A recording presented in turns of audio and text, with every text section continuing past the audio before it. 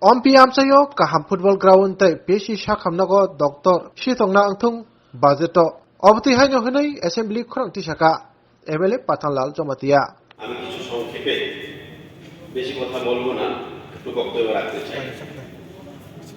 Budget হয়েছে সেটা ভালো কথা, আমাদের ত্রিপুরা রাজ্যের উন্নতির জন্যই বাজেটটা করা হয়েছে, সেটা ঠিক। আমি চাই বাজেটটা আসুক, তবে আমার মধ্যে একটু প্রশ্ন রয়ে গেছে। বাজেটে ঠিক আমি দেখলাম একটা education, secondary and elementary education part আমি একটু ওইটা নিয়ে একটু বলবো।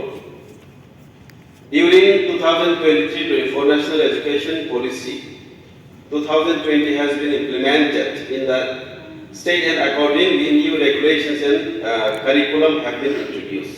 Very good.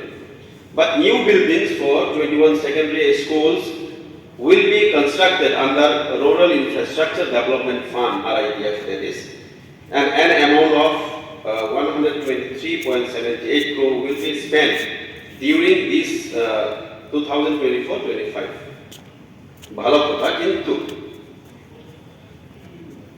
বাজেটটা রাখা হয়েছে 21টা সেকেন্ডারি স্কুল তৈরি করবার জন্য, কিন্তু যেহেতু আমি 41 অম্পিনগর রিপ্রেজেন্ট করছি তাই, এবং আমাদের অম্পিনগর সবাই জানেন একটা অ্যাসপিরেশনাল ব্লক, তো সেই অনুসারে বাজেটের মধ্যে আমি দেখিনি অনেকগুলি প্রায় 14-15টার মতো ওখানে হাই স্কুল আছে এবং হায়ার সেকেন্ডারি স্কুল আছে প্রায় 3-4টে। এর মধ্যে এই 14-15টা হাই স্কুলের মধ্যে প্রায় 6-7টাই স্কুল বিল্ডিং নেই ভালো করে। সবখানে আমি যখন ভিজিট করি, সবখানে যখন যাই, স্যার একটু আমাদেরকে স্কুল বিল্ডিং দেওয়ার জন্য আপনি একটু চেষ্টা করেন, এই কথাই বলা হয় আমাকে যে সময় স্কুলে যাই। তো যেহেতু অ্যাসপিরেশনাল ব্লক, আমি মনে করি ত্রিপুরা রাজ্যে 12টা অ্যাসপিরেশনাল ব্লক আছে, তো ওইগুলিকে হিসাব করে যেহেতু অ্যাসপিরেশনাল ব্লক আইডেন্টিফাই করা হয়েছে, তো তার উপর ভিত্তি করে ফান্ড অ্যালোকেশন করা দরকার। হয়তো সমভাবে ফান্ড অ্যালোকেশন হচ্ছে না, বাজেট করা হয়েছে সেটা ঠিক। আর একটা এখানে বিষয় আছে, একটা ইয়ুথ অ্যাফেয়ার্স এন্ড স্পোর্টস। আমি গতবারে আমাদের মহামান্য রাজ্যপালের ভাষণের উপর আমি কিছু বক্তব্য রেখেছিলাম। অম্পিনগর অ্যাসেম্বলির মধ্যে আমার মনে হয় ত্রিপুরা রাজ্যের সবচেয়ে ন্যাশনাল লিগ ফুটবল প্লেয়ার এবং ইন্টারন্যাশনাল ফুটবল প্লেয়ার্স, অনেক এখনো প্রতিভাবান প্লেয়ার্স আছে,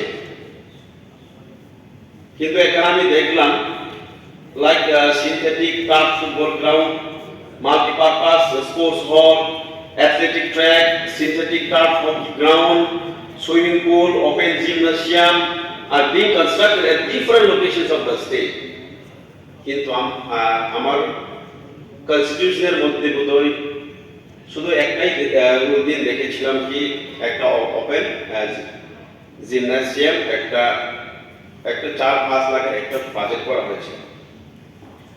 তো গতবার আমি এখানেই প্রশ্ন তুলেছিলাম কি যেহেতু ফুটবল প্লেয়ার অনেক প্রতিভাবান প্লেয়ার আছে, এখন রাজ্যেও আমার অম্পিনগরেই বেশিরভাগ করে প্লেয়ার্সরা পার্টিসিপেট করছে, স্কুলে আছে, তো আমার এরিয়ার মধ্যে যেন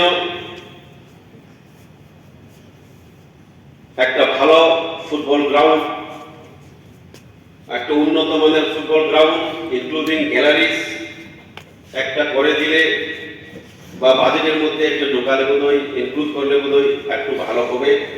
তার জন্যই আমি এখানে বাজেটটাকে পুরোপুরি সমর্থন করতে পারছি না, এবং হেলথের বিষয়ে একটু আমি বলতে চাই। ঠিক হেলথের উপরে আমি গতবারে প্রশ্ন তুলেছিলাম।